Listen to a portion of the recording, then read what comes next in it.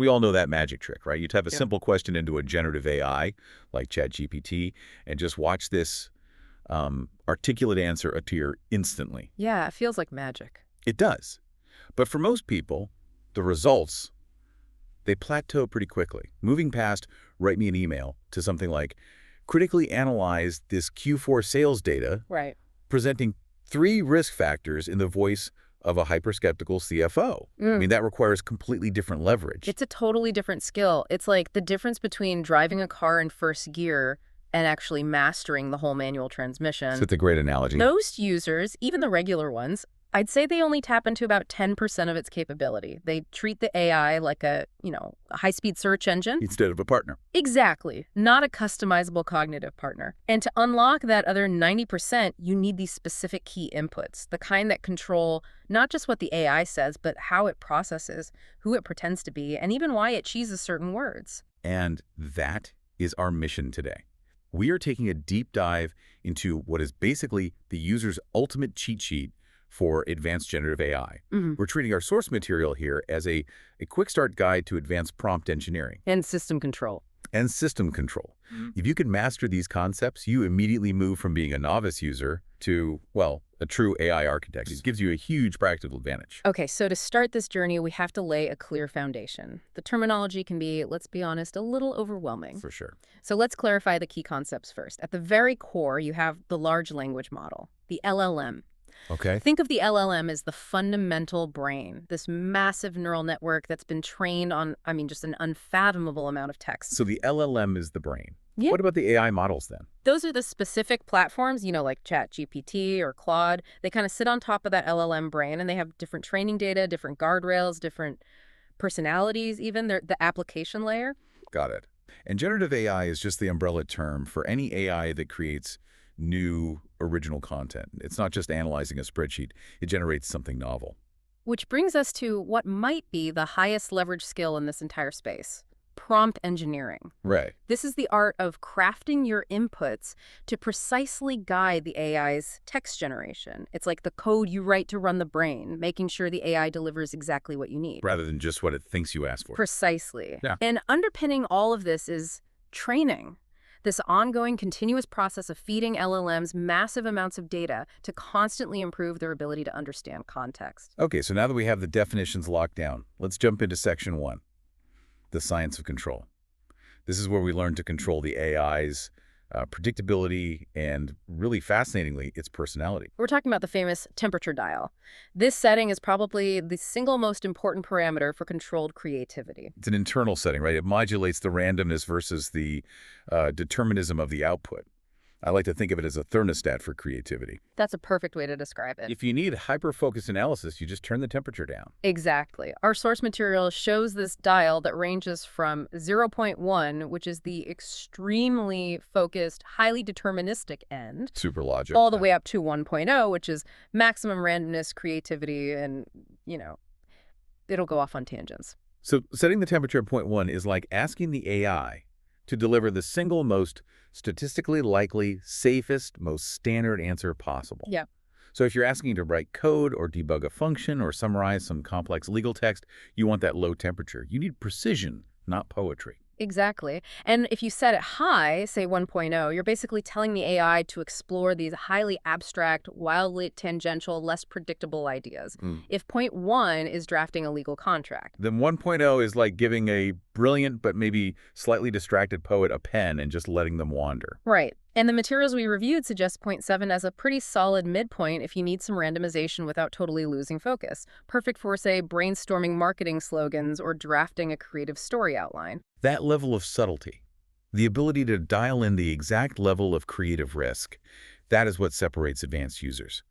But, okay, beyond just creativity, the source outlines methods for unlocking specific system behaviors, what they call jailbreaks. Right. These are advanced inputs designed to bypass the standard safety guardrails or unlock these specialized, almost metacognitive modes. And it's not always about trying to get the AI to say something bad, right? No, not at all. More often, they are specific structures that force the system into a non-standard operating mode, which can facilitate this deeper, more specialized, multi-layered processing. So we start with simple things, like role-play jailbreaks. Where you just force the AI to forget its normal rules by assuming an identity. But then it gets into these really abstract and meta concepts. Yes, like engineering mode or structures that force what we call layered cognition, like a dream within a dream or an LLM within an LLM. Wait, a dream within a dream? That sounds like pure science fiction. I mean, what complex task does simulating a nested reality actually help us achieve? Well, think of it this way. Complex tasks often require multiple steps of internal analysis. First, analyze the data. Second, identify logical errors. Third, synthesize a solution. Okay, and normally you'd have to prompt for each step. Right. When you force an LLM within an LLM, you're essentially telling the AI to simulate an internal consultant that reviews the primary response before it even gives it to you. Ah, so it's useful for self-correction. Exactly. Or complex logical analysis, or even deep ethical review, where the system needs to evaluate its own output against a second internal constraint. So it's a self-auditing tool, not just a generation tool. Yeah. I'm also intrigued by these other technical concepts listed, like the neural network translator and the token system. We hear token all the time, but for someone listening who isn't deep in the weeds, what are they? That's a great question. Tokens are. Think of them like the AI's individual Scrabble tiles or syllables. They're the basic atomic units of language that the AI uses to build words and sentences. So when I type a prompt, The AI translates your language into these tokens. And when it generates a response, it's spitting out tokens one by one, deciding which one should come next based on pure probability. so manipulating the token system is like peeking behind the curtain to change the rules of how it arranges the Scrabble tiles. Precisely. And mastering these control parameters, temperature, and these advanced inputs, that's what moves you past simply using the tool to actively programming its behavior. Which naturally leads us right into section 2, establishing perfect communication through structured prompting. Right. Moving from a simple, vague question to a powerful, structured request. That's the whole ball game. It is. The materials we looked at highlighted the anatomy of a perfect prompt, breaking it down into 6 crucial components. This framework is what eliminates ambiguity. Most people just write, 2 components? The objective and maybe the format. Right, but for truly optimized output, you need all 6. So the ideal prompt begins by setting the stage.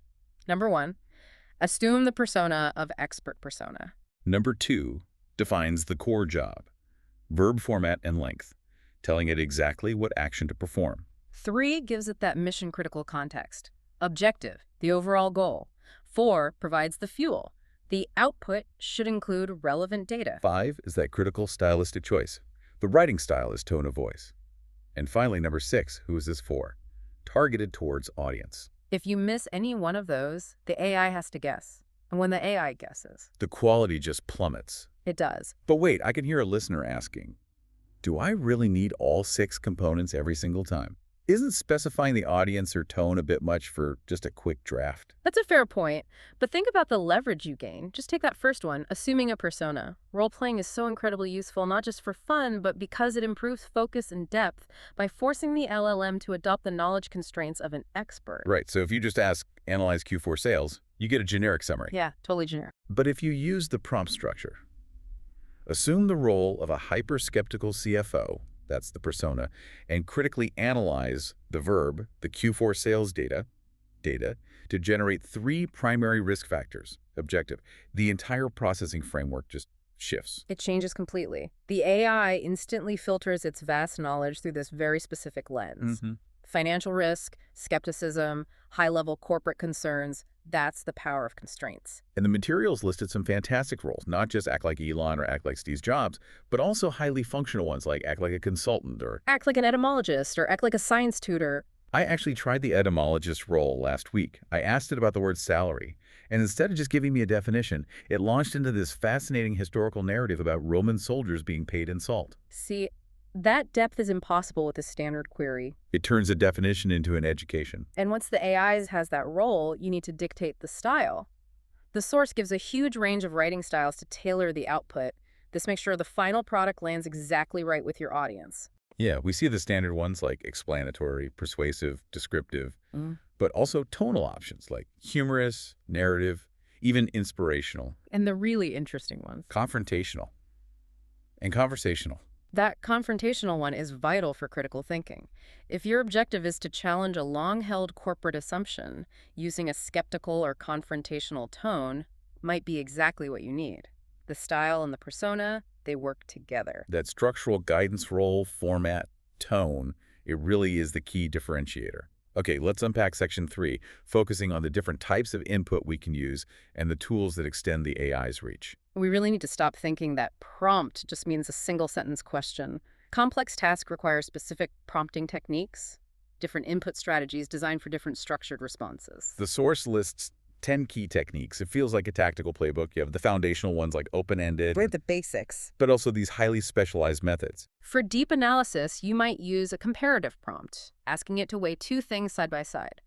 For creative tasks, there's a dedicated brainstorm technique. Or for review, there are summary, feedback, or prediction prompts. I think one of the most powerful and often overlooked is using fill-in-the-blank or multiple-choice prompts.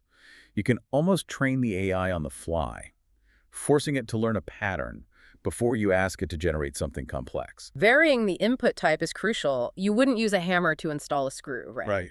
You shouldn't use a simple instruction prompt when what you really need is a structured comparison. And beyond the input itself, there's this whole ecosystem of tools that integrate and extend the AI's capabilities. These are the add-ons that move the AI out of its chat window and into your browser, into your documents. The source lists some key extensions and plugins. Things like Merlin, which lets you use ChatGPT on almost any web page, or Ask Your PDF, which specializes in summarizing dense documents. Those are immediate productivity boosters for any professional. And for massive workflow integration, plugins like Zapier are mentioned. That allows the AI to automate tasks across different apps. It's incredible. And others like Mixerbox One Player and ShowMe point to this expanding role of AI in multimedia and content visualization. But stepping back, we have to remember ChatGPT is just one star in a rapidly growing galaxy. It's so critical to remember that. The principles of prompt engineering apply everywhere, but the output will differ based on the platform. The source gave a really robust list of alternatives. Major LLMs like Google Bard, Bing Chat, and Claude. And Claude is particularly known for handling extremely long text, right? It's great for summarizing entire books. Exactly. But there are also these powerful niche platforms listed, like Jasper.ai and ChatSonic, which are focused on marketing copy. Or research tools like illicit and experimental platforms like Agent GPT. Knowing this ecosystem means you can pick the best tool for the job. You wouldn't ask Jasper to write code. This brings up a really important question, something that any professional using these tools has to face: avoiding plagiarism. As AI-generated text becomes more common, the ability to detect it is evolving just as fast. It's an escalating arms race, for sure, between creation and verification. So what are the detection methods? Well, the source details a few. The most sophisticated is called the watermark method. It suggests the AI subtly embeds an undetectable statistical signature, like a secret repeating pattern of word choice, into the text. A signature that basically tells the detector, I generated this. Exactly. And then you have more straightforward AI detector tools that just look for the common patterns and sentence structures of synthetic language. And on the other side, the material-listed methods users employ to reduce that detectability, humanization tools. Yes, references to platforms like GPT- and Tracimo AI. The function of these is basically to rewrite the AI-generated text, obscuring those watermarks or smoothing out the linguistic patterns to make it sound more human, less perfect. It seems like the best long-term strategy, though, is just using the structural prompting we've been talking about, dictating a specific, nuanced style to make the initial output inherently less generic. Absolutely. The better the input, the more human and specific the output. That's your best defense. What a dense amount of actionable knowledge.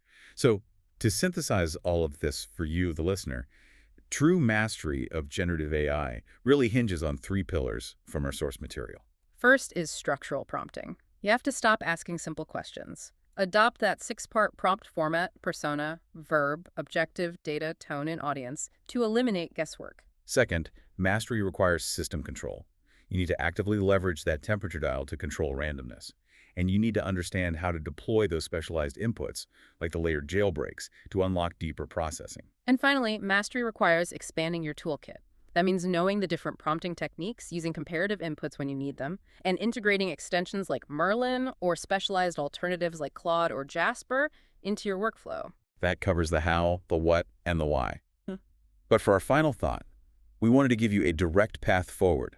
This technology is changing every single week. The best prompts today will be the baseline standard tomorrow. You don't have to work in a vacuum to keep learning. The materials we reviewed pointed to specific resources for continuous learning. We highly encourage you to explore the open source prompt repositories on platforms like GitHub. Look for communities like Awesome ChatGPT Prompts, where the best engineers in the world are sharing their most effective prompt architectures. And if you want to get into the foundational mechanics, the neural networks, the logic behind why tokens behave the way they do, check out learning platforms like Coursera for deep learning resources. At the end of the day, the best way to use the tool is to constantly study how the masters are writing their inputs, because understanding that structure today is what truly makes you an architect. Dive deep.